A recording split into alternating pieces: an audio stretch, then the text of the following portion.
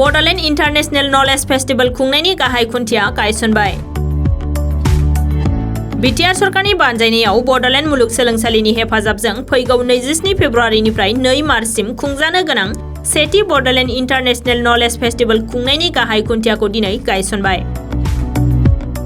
बे knowledge festival खुंनायनि गाहाय खुन्थिया गायसननाय हाबाफारियाव आलासि महरै बाहागो लानानै गायसननानै होयो बिटिआरनि गाहाय मावफुं सोद्रोमा प्रमद बर'आ।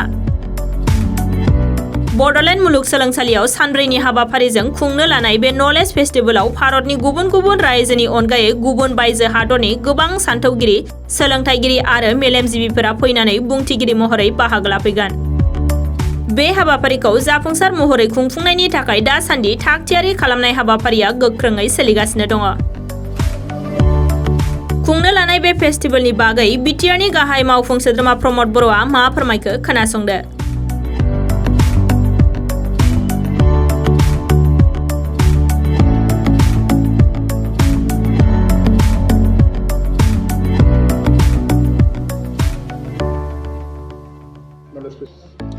गिबि खेबनि थाखाय बड'लेण्ड इउनिभारसिटिनि केम्पासाव इन्टारनेशनेल नलेज फेस्ट मोनसे जानो थांगासिनो दङ। फैगौ 27 फेब्रुवारि, 28 फेब्रुवारि, 1 मार्च आरो 2 मार्च सानब्रैनि हाबाफारि लानानै आरो बिनि थाखाय आसामनि जिखिनि इउनिभारसिटिफोर दङ, Tezpur university, Guwahati university, Cotton university, Assam agriculture university, IIT गासैखौबो लोगोसे नर्थ इस्टनि माखासे इउनिभारसिटिसफोर, इन्डियानि माखासे इउनिभारसिटिसफोर आरो फरेननि माखासे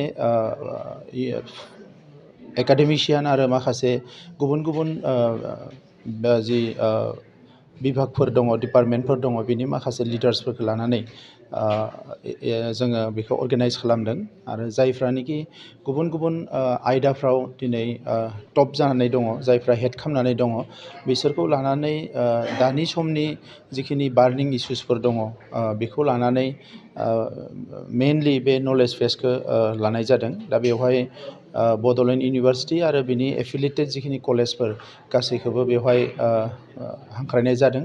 मेनलि बड'लेण्ड इउनिभारसिटिया बेखौ लिड लादों आरो जों बेखौ सापर्ट खालामदों।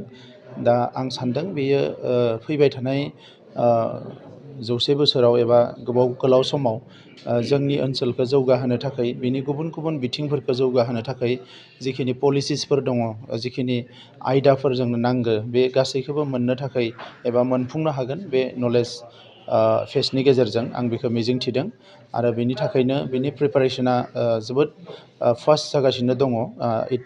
दासिम 30निख्रुइ बांसिन फरेन आलासिफोरा भिजा अलरेडि बिथांमोना भिजा एप्लाइ खालामनो हाबाय। भारतनि एक्सटार्नेल एफेयार्स मिनिस्ट्रिया क्लियार खालामहरबाय। दा बेबायदि गोबां खामानिफ्रा सिङाव जौगागासिनो दङ। आं मिजिंथिदों जे बे नलेज फेस्टआ जोबोद साक्सेसफुलि जाफुंगोन आरो बेखौ लानानै फैबाय थानाय समाव बड'लेण्ड ओनसोलखौ जौगाहोनो थाखाय जोङो माखासे खामानि मावनो हागोन। बबेबा मोनसे मोननै हादोरनि 2-3 गाहाम स्पिकार दङ, नाथाय दासिम जोङो एसियानि माखासे हादोरफोर, लोगोसे इउरपनि माखासे हादोरफोर अलरेडि कनफार्म खालामबाय। जार्मानिनिफ्राय कनफार्म खालामबाय, मेक्सिक'निफ्राय कनफार्म खालामबाय। बेबायदि गोबां आलासिफोर, जापाननिफ्राय गोबां आलासिफोर इतिमধ্যे बिथांमोना कनफार्म खालामहरबाय। दा बेखौ नायोबा नट लेस देन 20 कान्ट्रिस बेवहाय माखासे मानसिफोर फैगोन आरो दासिम 2 एम्बासिनिफ्राय 2 बिथांमोना फैगोन आरो जोंनि मेइन आलासिया जाय इनागुरेल सेसनाव फैगोन, बे जाबाय मोहम्मद इउनिस, नबेल लरेट बांलादेशनि, जाय माइक्र' फाइनेन्सखौ जागायजेनदोंमोन। दा बिथाङा बेवहाय बाहागो लागोन।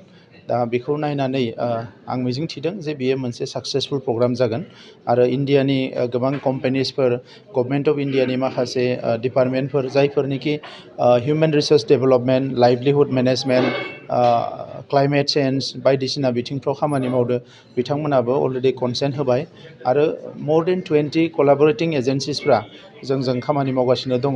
दा बे हिसाबै बे इभेन्टआ वान अफ दि रिमार्केबल आरो साक्सेसफुल इभेन्ट जागोन होननानै आं मिजिंथिदों।